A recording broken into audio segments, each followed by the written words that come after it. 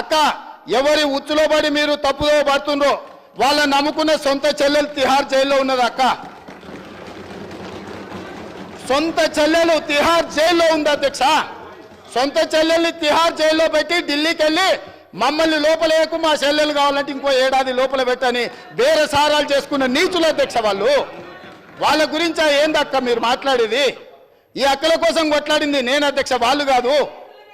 కాబట్టి ఆ అక్కల పట్ల నేను మహిళల పట్ల గౌరవంగా ఉండేవాడిని, అక్కల్ని గౌరవించేవాడిని. మంత్రివర్గ సమావేశంలో కుర్చీ లేకపోతే కొండ సురేఖక్కనో సీతక్కనో వస్తే నేను లేచి కుర్చీ ఇచ్చిన ఎన్నోసార్లు ఈ అక్కలు ఉండ్రు.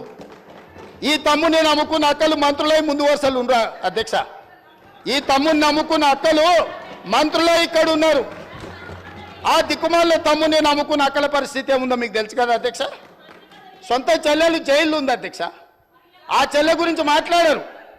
కానీ ఇవాళ రైతు రుణమాఫీని దెబ్బతీయడానికి, స్కిల్ యూనివర్సిటీ ఆలోచనను నిరుద్యోగ యువకులకు ఉపయోగపడకుండా అడ్డుకోవడానికి ఇవాళ మా మాదిగల సోదరుల ఆకాంక్ష నెరవేర్చడానికి ప్రయత్నం చేస్తే సభకు రారు అధ్యక్ష. ఇంతకుముందు మా సభ్యుడు బాగా చెప్పిండు అధ్యక్ష. ఒకనాడు దళితుని ముఖ్యమంత్రిని చేస్తా అని మోసగించిండు, ఉప ముఖ్యమంత్రి ఇచ్చి బర్తరఫ్ చేసిండు. అట్లాంటి పరిస్థితుల్లో శ్రీమతి సోనియా గాంధీ గారు శ్రీ మల్లికార్జున్ ఖర్గే గారిని జాతీయ అధ్యక్షుని చేసింది అధ్యక్ష.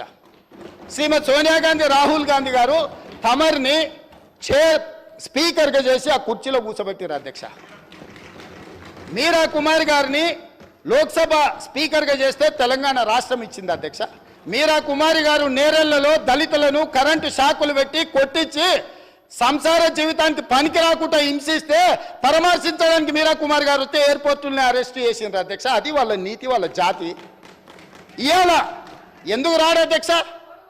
మిమ్మల్ని సోనియా గాంధీ గారు